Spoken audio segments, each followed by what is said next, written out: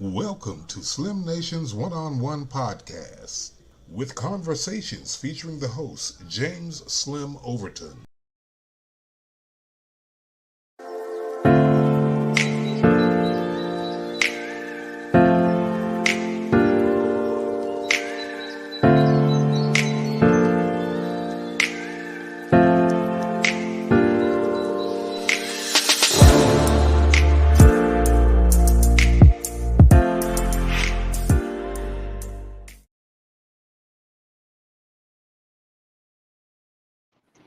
Well, good morning, everyone, and welcome to the Slim Nation One-on-Ones podcast. My name is James Slim Overton, of course, and I'm here, and we are here we're having conversations that matter. And this morning, I have some special guests with me, and if you can see these two lovely ladies, Lynn Briley and Karen Ela. And good morning, ladies. How are you? Good morning, James. We're fine. Glad to Yes. be here.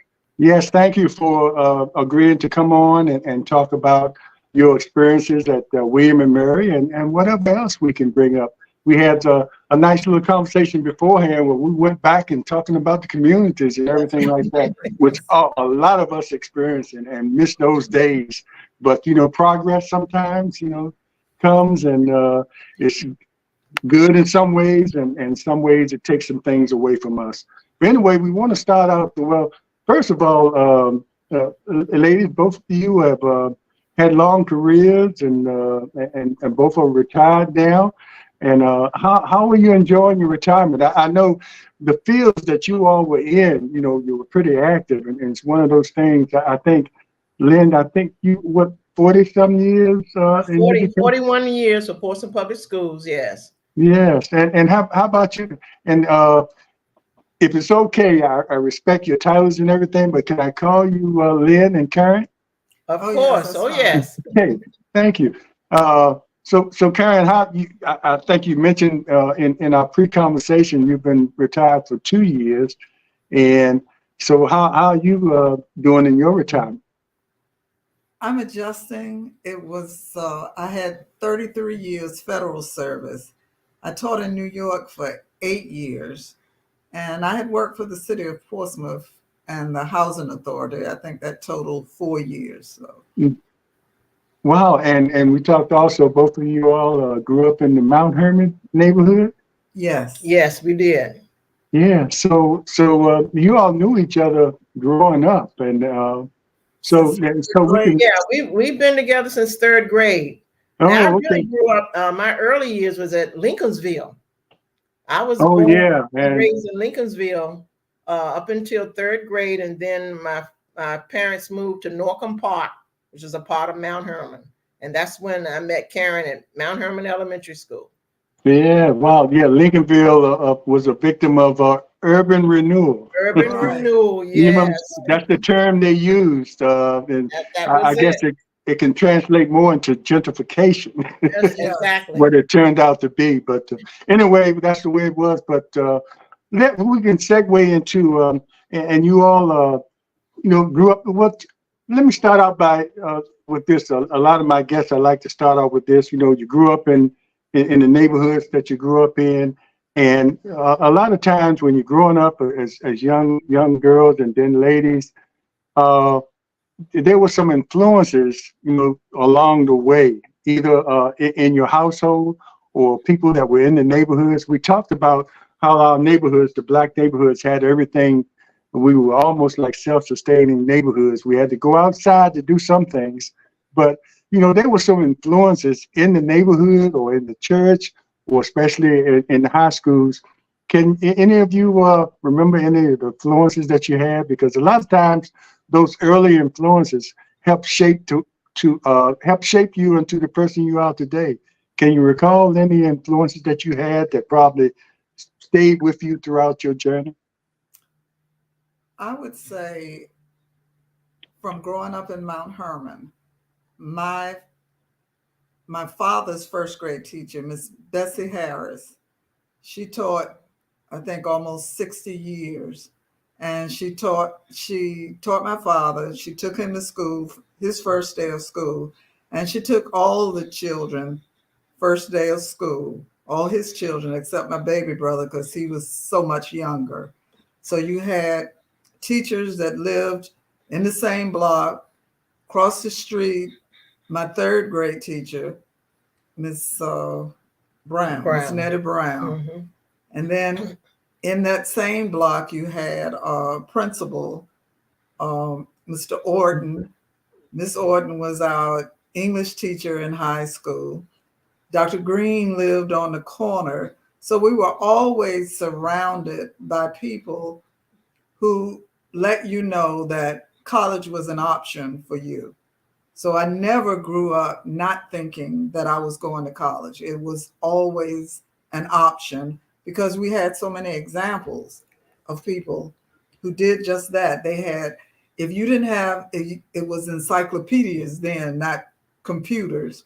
If you didn't have them at home, the teachers had their doors open after school. You just walked in and you used their encyclopedias. We had World Books, somebody else had Britannica.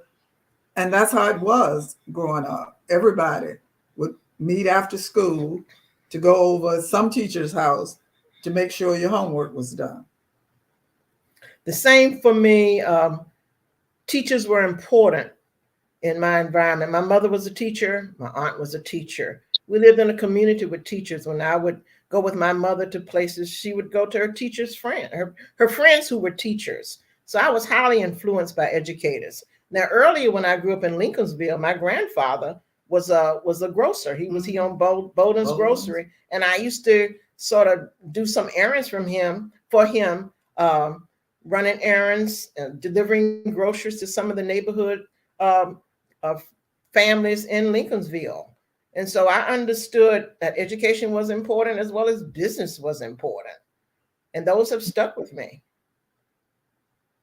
Yeah, I saw that Bowden in your name, and I was wondering if you had that connection to the Bowden Market. You know, still there. Yeah, I remember that as well. And I talked about that to sort of bring up, coming up in the neighborhood, you had that comfort, coming up in the neighborhood, and then you go to high school and you still have that same comfort with the teachers that were at Norcom that really, took us under their wing and really helped us. We had to get our work. You couldn't go in there unprepared. Miss Mabel Haywood would come to you with that book and show you that she would give you a 0 if you weren't prepared. If you don't believe me, here it is right here, 0. And you know what a 0 would do to your average. So, exactly. You never would go in her class unprepared, after you had been embarrassed one time by her.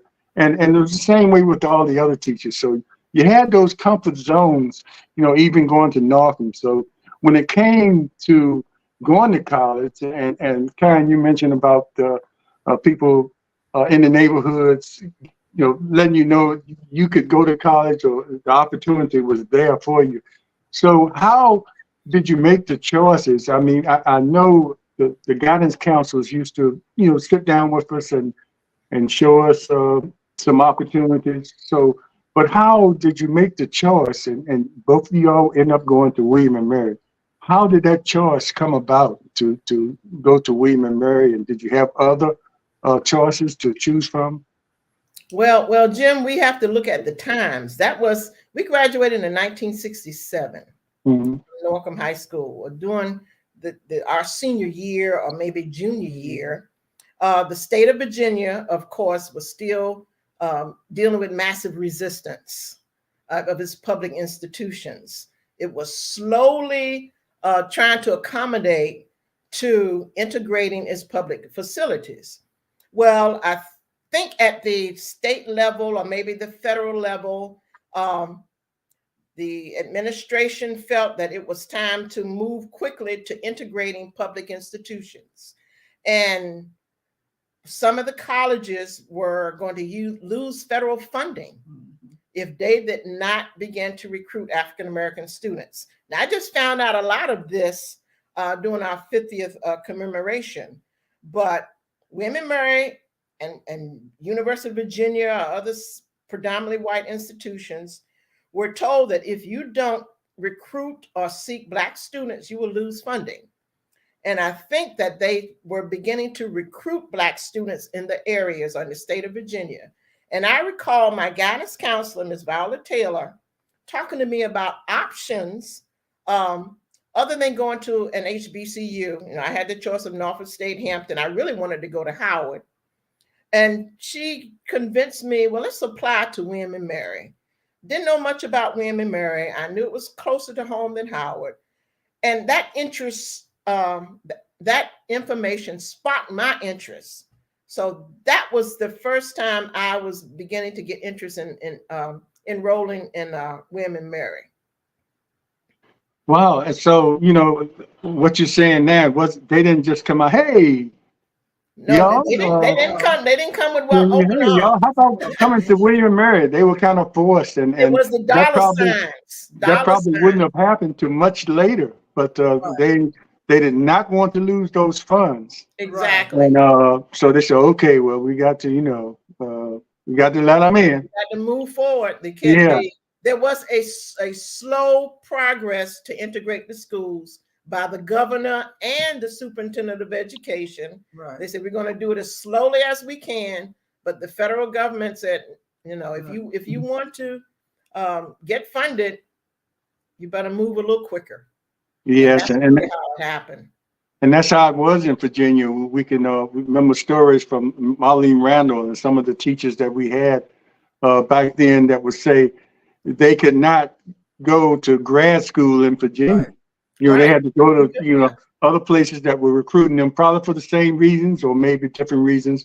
But a lot of our teachers, if you look at their resumes back then, they had local colleges, HBCUs, but we found out that the state they would actually get paid to go there to fill those quotas. They go to Syracuse, Columbia, and New York, but their own schools. In some places in Ohio and things like that. So Virginia was kind of running behind in that.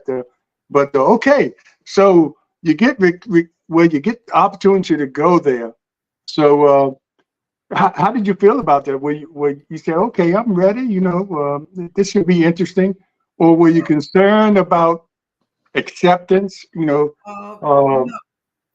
I would say, William and Mary was not my first choice. It was on the list. I really wanted to go to Oberlin first because I wanted to major in biology and I wanted to minor in music. Okay, so what was that? What was that? Black students much earlier in the 1850s. And one of our neighbors, Cheryl Willis, went to Oberlin. So I wanted to go there, but my parents wanted me to stay closer to home. So I got accepted at Hampton, at Howard, and William and Mary was really my third choice after Oberlin got scratched off the list. And I looked at the financial aid package because I had two siblings that would be coming behind me. My dad was already working 7 days a week, 12 to 14 hours a day. There were no more days for him to work. So I said, you know what, William and Mary is going to be it. I'm going to have to figure it out. But I really had no idea that we would be the first ones that they'd let come in and stay in a dorm. I had no idea. So you thought probably that it was probably already... right, because at that time, the University of Mississippi had more Black students than we had. Well, imagine that. And also the financial package. Well, William and Mary wasn't even thought of as a public institution. Most people thought it was a private school. Right. And I always did too, because that connection with England, English royalty used to come over. Yeah, because of this tradition and all of that.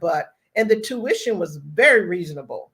And most people didn't realize that. I think it was probably comparable to Norfolk State at the time. I don't think it was but $25 more than Virginia State. Wow. For education. And, and I also saw with proximity and the tuition attracted me. So I also saw that you all were the first, to live on campus.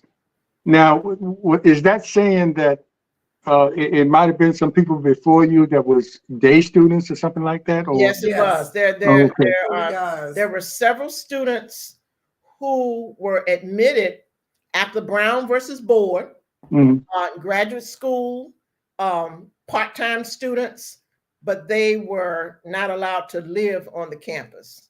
Oh, okay. So just the significance of you all was being able to be on campus and the first residential students to take full advantage of all the campus programs, the cafeteria and all that. Exactly. Where you all obviously were, noticeable in those spaces. So tell me about, and you said you didn't know a lot about William and Mary except knowing about the name, and you probably was the furthest thing from your mind while you were in high school. I might go to William and Mary, but here you are getting prepared to go there. So how was it, that first day? And luckily, I think, Lynn, Karen, you all were roommates. Yes, we were. Yes. Which made that kind of easier, and then I guess, how was that first day? You're moving in there, and of course you were roommates and you had that closeness. But that first day when you had to go to classes or whatever orientation or whatever took place on the first day of classes, how was that? And did you feel accepted, or what went on? Well, I was really excited about going to college anyway. And so just moving into your dormitory, we were assigned to a room in the basement. Now, most people really get concerned because they placed the Black girls in the basement of the dorm. Well, the basement had been newly renovated and the rooms were larger. We had a walk-in closet. And we had closets and we had more amenities than some of the other students. But they wanted us in a larger because there was a third Black student that came from Newport News. And she was not assigned a roommate. Karen and I chose one another. Someone was supposed to choose a roommate for her, but apparently they didn't. So they put three of us together in one room. So that's why we got a large room renovated in the basement. But we were pretty excited about moving into a college dormitory. Right. And when we went to orientation, that's when we realized that we were the only 3 Black students in the freshman class. And in fact, Dean Lambert, I think they tell that to all beginning college students: look to the left, look to the right. Half of you won't be here next semester. And when I look to the left and I look to the right, then I look down below me, I look behind, and that's when it dawned on me, oh my God, what have we done? We are the only ones.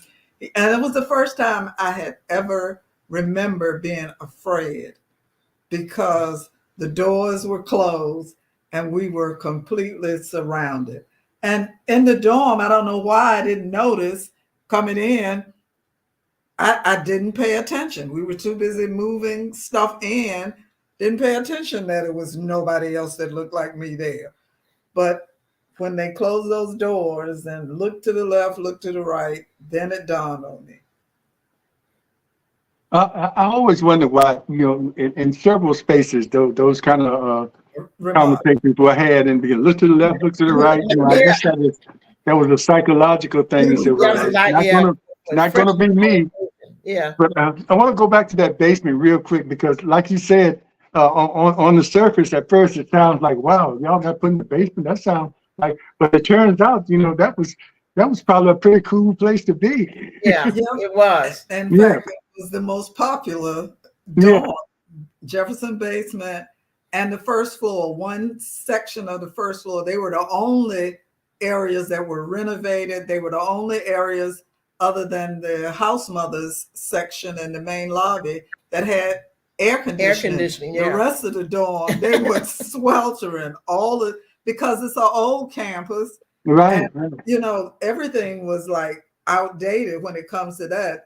Thomas Jefferson probably lived in that dorm. Yeah, he probably. Yeah, people get very anxious when we say we were. They put us in the basement, and we have to always explain. Yeah, that was the best part of the building because it had been renovated and it had air conditioning, and the rest of the building didn't. Most of the other building didn't.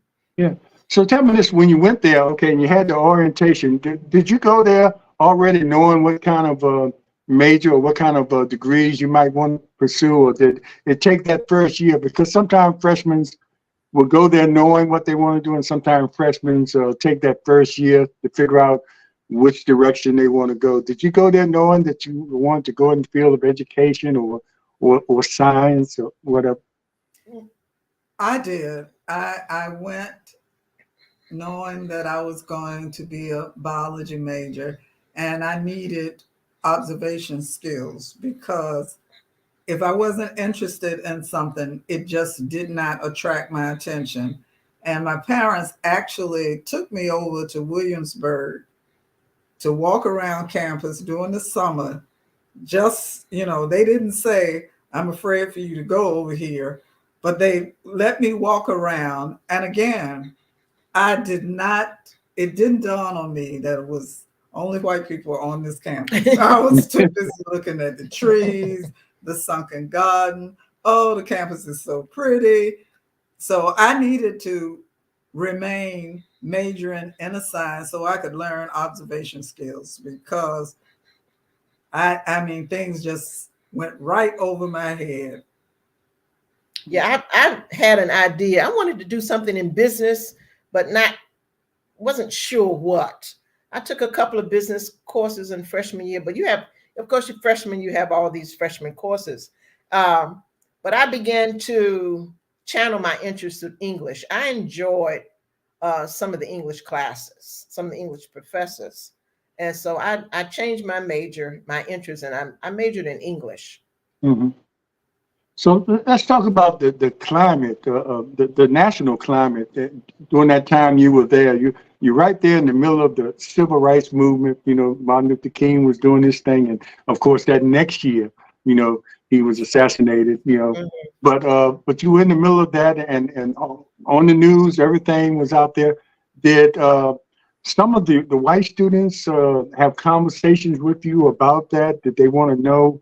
Were they curious about you, or did they form any kind of relationships when you first got there? I know it probably eventually, because, by association, you had to sort of, made friends with some of the students there. But in the beginning, and you're right there in the civil rights movement, how was that? How was that climate on campus for you? I know. Well, were they tiptoeing around you? That's what I wanted to say. Yeah, the climate on campus, as well as the climate in our nation at that time, was very chaotic. Not only civil rights movement. Remember, in '67 there were race riots in the nation. There was the women's movement, and there was the Vietnam War. All of that was going on when we were students at William and Mary. And of course, the significance of 3 Black girls on campus seemed not to be that important because all this other stuff was going on. We heard that there was a female student who burned her bra as a protest. Of course, we weren't involved in all that.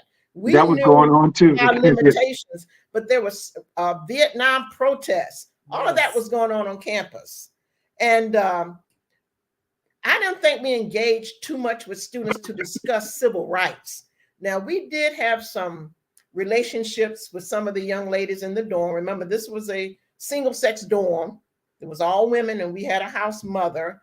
And we would have times when we would gather and discuss, but I don't remember us talking too much about what was going on in the civil rights movement. I don't think so. No, not the civil rights movement itself, but our first night there, remember, they spray painted the N-word on the sidewalk. They kicked on the windows. So we had a discussion about that the next night because they had someone assigned to us that take us around campus. Remember Debbie? Right, I remember. And she came knocking on the door. We wouldn't open the door. So she said, I know they're in there. I'm going to get them to open the door. So she said the N word, and we grabbed her in the room, and she started laughing, saying, I told you I could get them to open that door. But we had a discussion then. But other than that, the dorm life was actually fine. Actually, it was the only place I felt completely safe. We were a little insulated in the dorm. Yeah, was in the dorm. In fact, we didn't even lock the doors. It felt that safe. We were that comfortable as long as we stayed in the dorm. Because I think all of us were thrown in the same environment at the same time. So that part was fine. The only discussion, I think, after Martin Luther King was assassinated, which is our second semester freshman year, was in April of 68. In April of 68, yeah. We had discussions then because people were worried about, well, is this going to erupt in Williamsburg? Because that part of the country has never been completely nonviolent.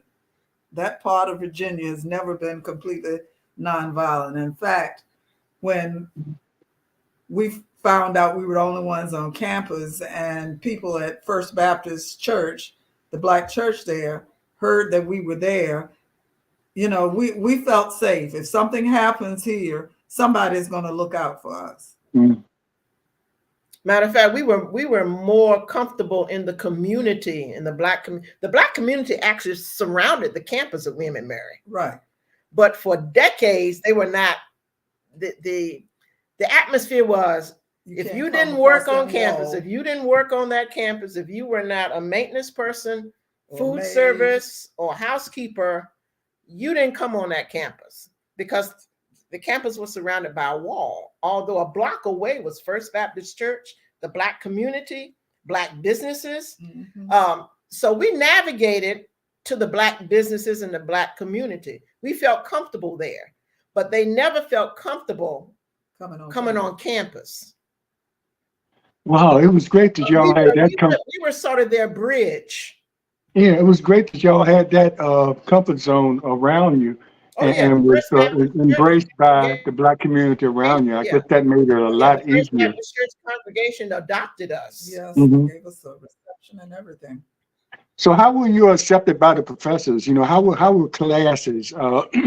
Excuse me, especially in that first year, because I'm sure, well, it was some people there, day students there before you, but I'm sure some of the professors had to get used to you. A lot of college professors sometimes tend to be pretty liberal, but you're going to have some, you're going to have some everywhere you go that are not as liberal. These college professors were not liberal. They were a bit standoffish, and you could sense the distance. Right. There was never anything said to me. I remember my mother told me, whenever you go to class, you sit on the first row. I sat on the first row in every class. I did not want anybody to misunderstand anything I said, misunderstand body language. I wanted to be or overlook you. Yeah. And I did that for almost every class I attended. I was on the first row. I wanted them to know that I was there and who I was. But I don't recall engaging with any conference or any in-depth conversation with any of the professors, except maybe those in my later years, my junior, senior years. They were pretty much standoffish. Now, for me, it was a little bit different. My first biology class, it was one of those large lecture classes. And, you just go in, you find the first seat you could get. It was September, so it's still pretty warm. Was no AC in the building, so I went up to sit by a window. Well, you were used to that by going to Norcom. I know. Yeah, and along with everybody else, everybody ran so they could sit by a window. Yeah. So I put my books down, and this guy saw he was going to have to sit next to me, and he didn't want to sit next to me. So I just, push books on the floor. You don't want to sit next. I don't want to sit next to you either. So the professor, he was all bent out of shape, and he didn't know what to do. He started stuttering. He went and got another professor, and that professor came in and said, everybody's going to sit in alphabetical order. If you don't want to be here, I'm not signing for any drop ads. You either sit where I tell you you're going to sit, or you're going to fail. So that stopped that action. Nobody wanted to sit next to me. But then when we got in lab, nobody wanted to be my lab partner either. So actually I got assigned a graduate student, which helped me out immensely because I didn't know what I was doing in the lab. So that worked out. I didn't have any problems in the biology department. Chemistry department was another story. It was the professors, not students, that were really acting a fool. It was the first time I remember being called a negress. I said, what in the world is that? And hearing the expression, what black bees are good for. And I mean, I had never heard anything like that. And I had to go through that every day for a few weeks.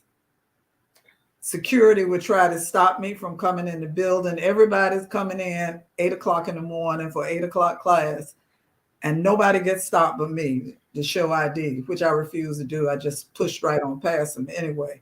But eventually it stopped after I got just as nasty as they were. So, and I don't want to even say what I said to them. But that was the kind of reception that I got there.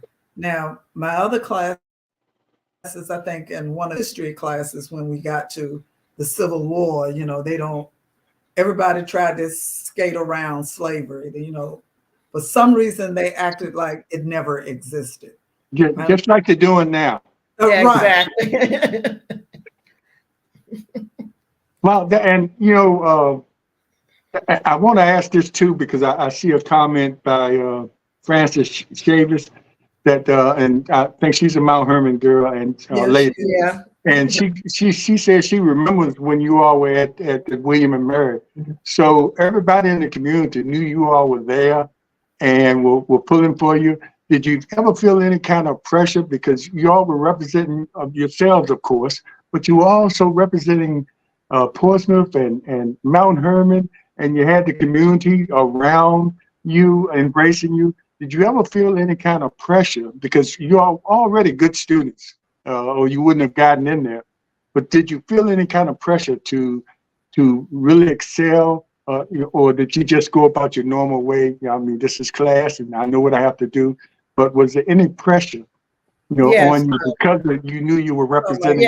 Like Atlas. Yeah. There was the world on your shoulders. We knew that we were the only Black students on that campus and in the dorms. So we knew our behavior and demeanor had to be exceptional. We couldn't cut classes. We should not have any behavior problems, because the minute that we did something outside of the rules and regulations, we would be targeted and dismissed. We were already knew that. And the question comes up all the time, did you feel like you represented your race? Yes, we did. We felt like we represented our race, right? Because you're in a community, a college community, where the only Black people that the teachers, students, and administrators interacted with were the housekeepers, the food service workers, and maintenance.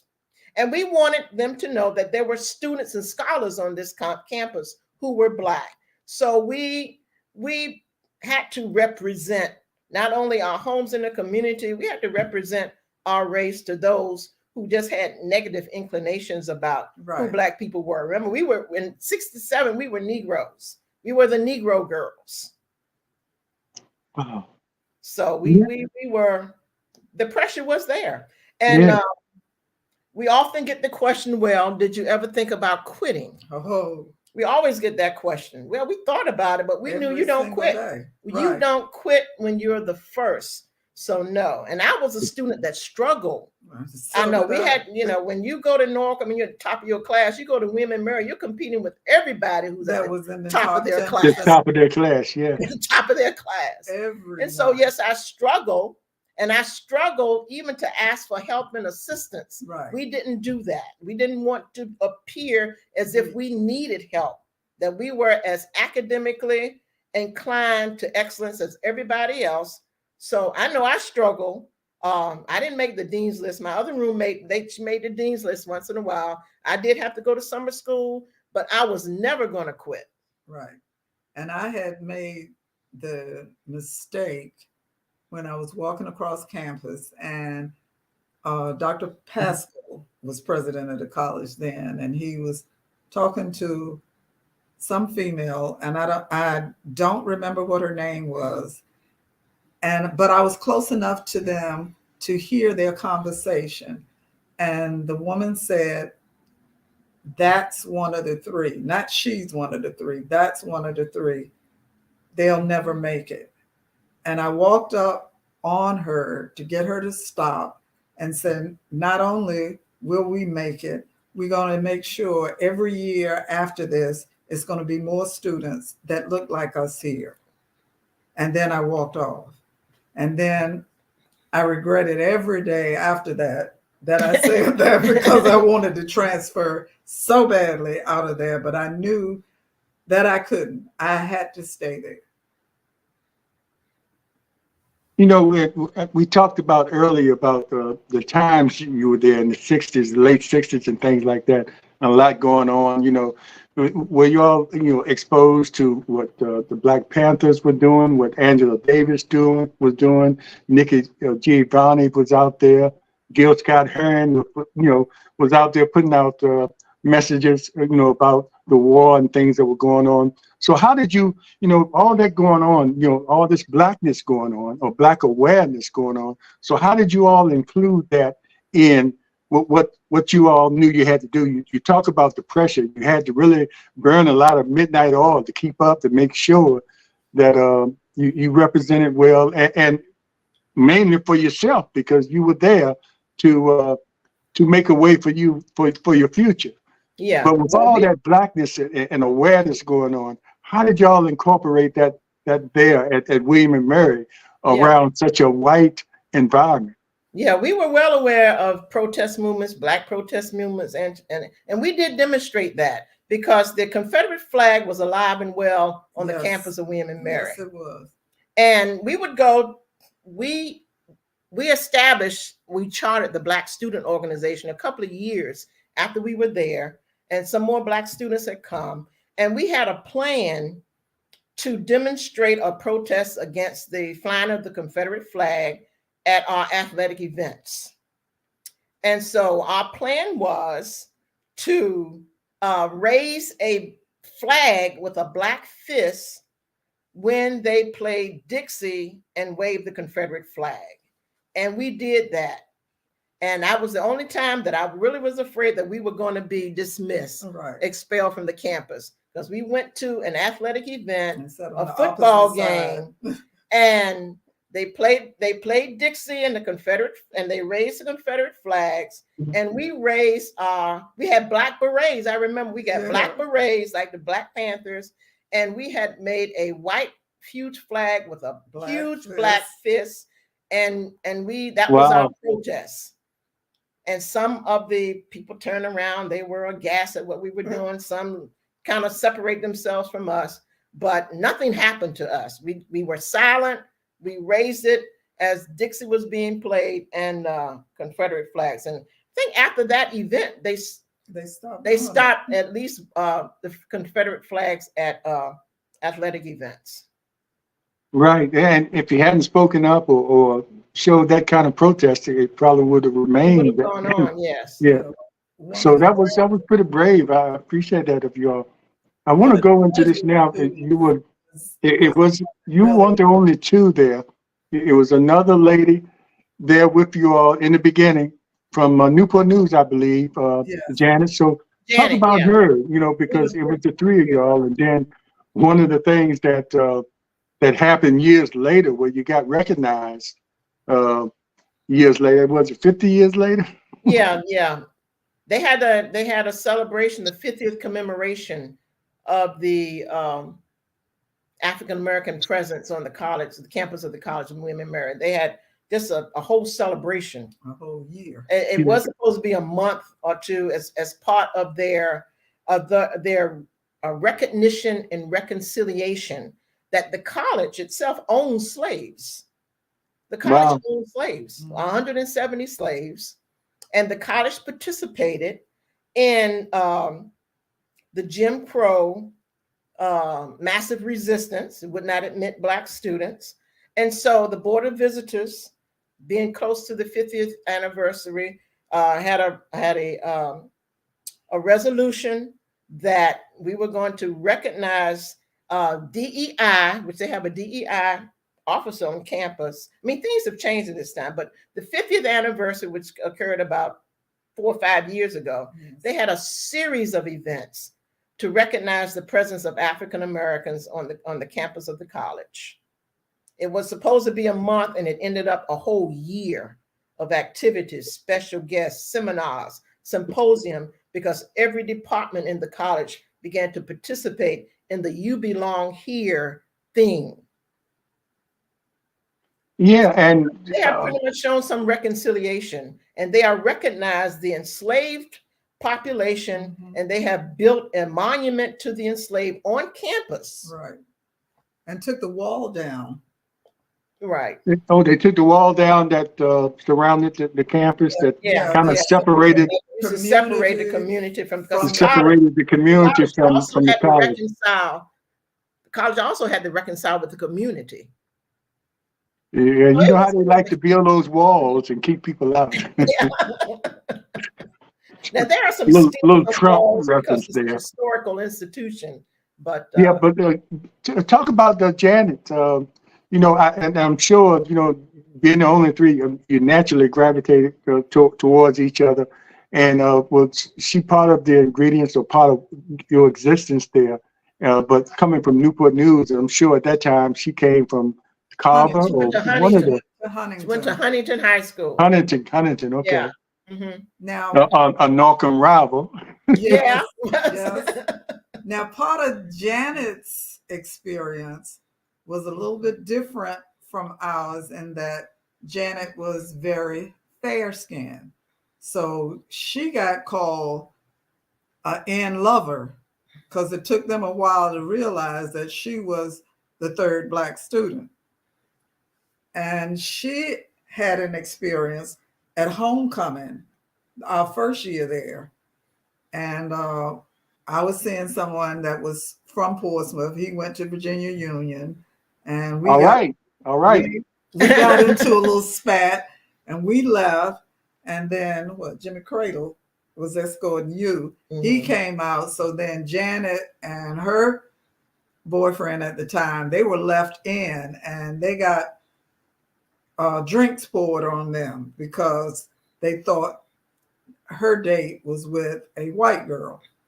So she experienced some of the negativity from that aspect. But Janet was very, very outspoken. So if somebody said something stupid, she had a comeback for them right away. Wow. We were all connected. Yes. We were each other's support system. Yes. That's one of the reasons why we didn't quit. Right, because we had our own support in the room. We didn't quit because we knew the three of us were going to make it through together. We were out because they asked us, well, did you get any support from the administration? No, we did not. We didn't get any support. So we were our own support system until a graduate student came named Warren Buck. And he was more radical than anyone, but he was a graduate student in the science department. He was in physics. And he became the first PhD physics major, I think. And we organized or chartered the Black Student Organization. Mm-hmm. That was 3 years after we got there. And that was when more Black students were being recruited to come. So we did have a Black Student Organization in 1969. So I guess as years went by and they still were recruiting Black students, was it still like a mandate, or did it get to the point where they just saw the advantage of having other people of color being a part of the university. Is it university or college? William and Mary College. The college still of the William college. and Mary. Yeah, but it Although was it's the a first university. first college in the country that was a university, though. But it's still called the College of Right. William and Mary. Yeah. Yeah, that's just part of the name. Right. Even though they are as of more university status. As more black students came, and as more black administrators came, it is more of a welcoming environment. But they still have a very low black student population, even to this day. They have a coordinator of DEI there. They have a diversity, equity, and inclusion coordinator. Mm-hmm. It's totally different than what it was when we were there. Numbers wise, but when you go on campus and you listen to some of the students talk about their experiences, they mention some of the same things that I went through. And to me, that's so disheartening that over 50 years after the fact, students are complaining about the same things that I complained about. Yeah, and that's like nationwide, but yeah, and you two are backlash. Yeah, and you two are trailblazers, and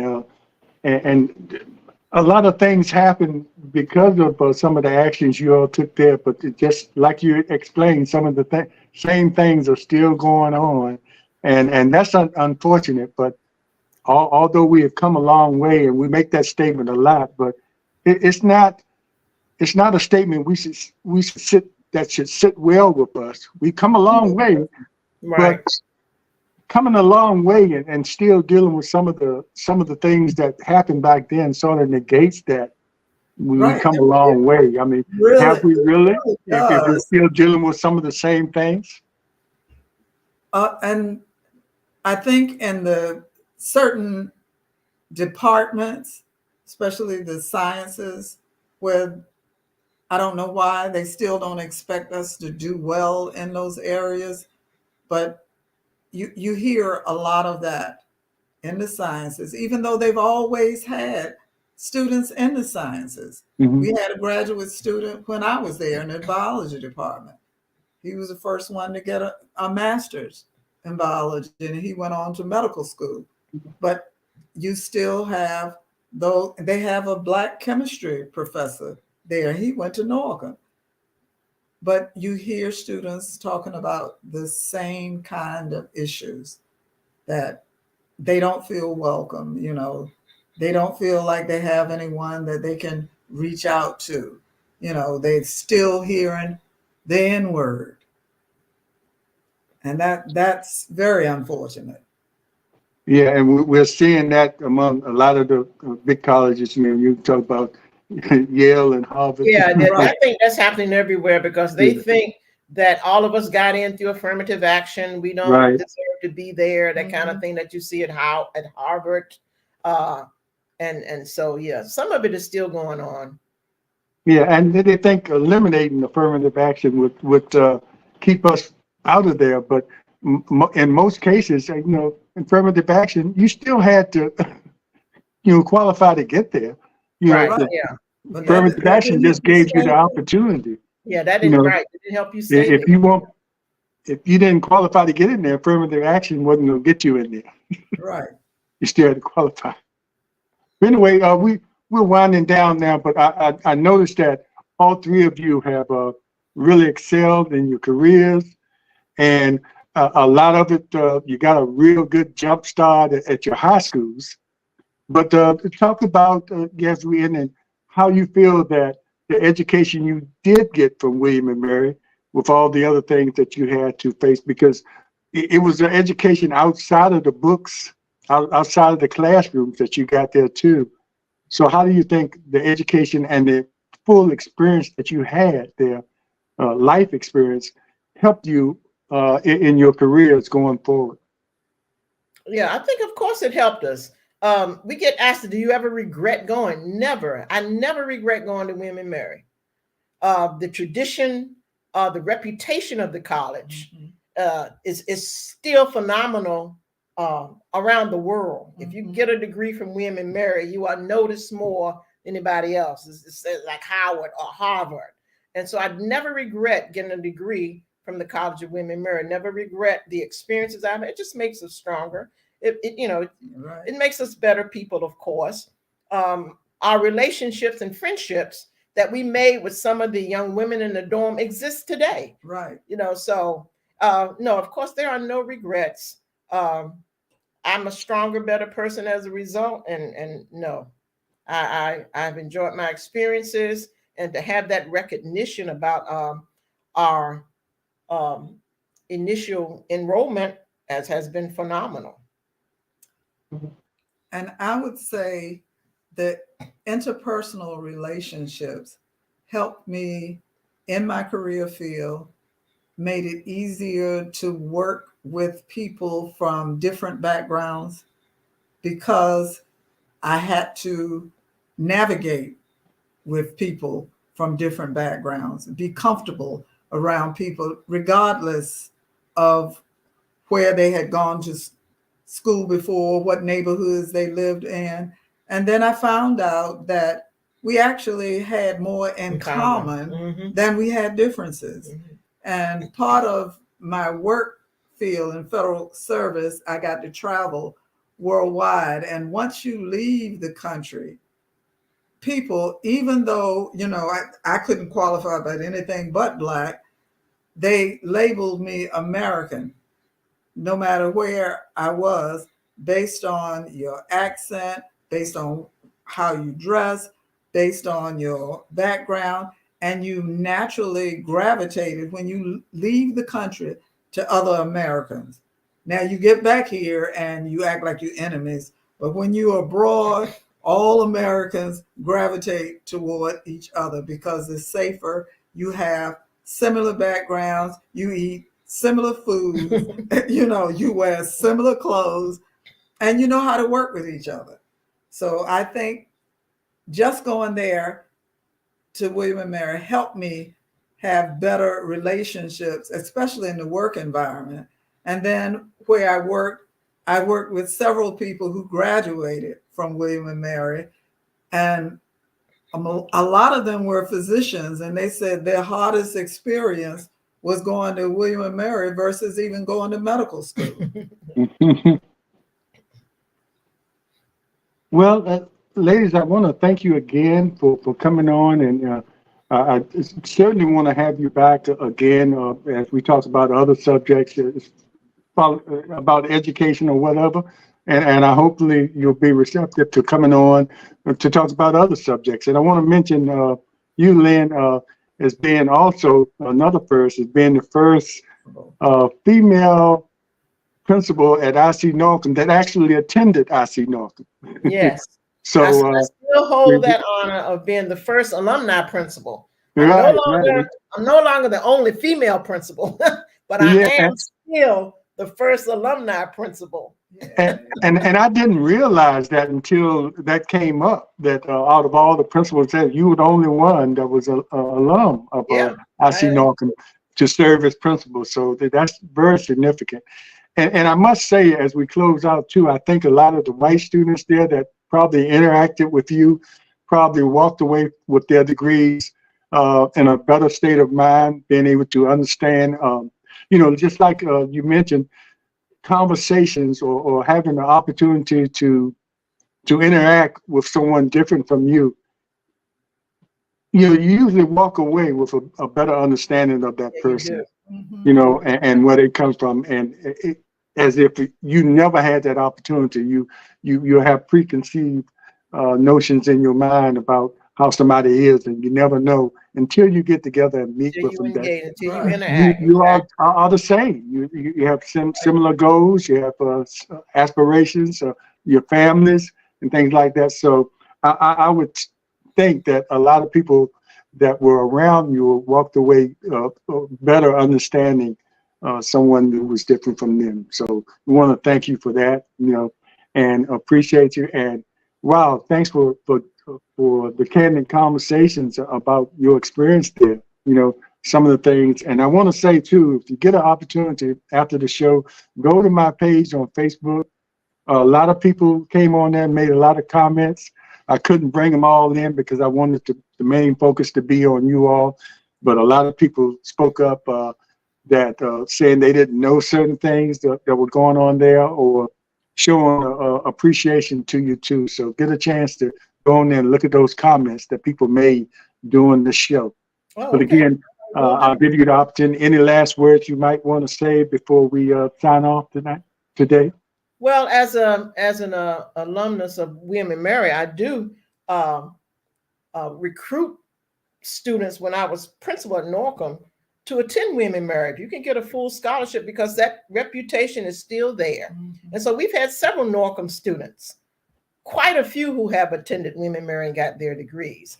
And as Karen mentioned earlier, cannot be forgotten, the very first African-American male in the chemistry department at the College of William and Mary. He's a professor. He just started this year. Isaiah Spate is a Norcom alum.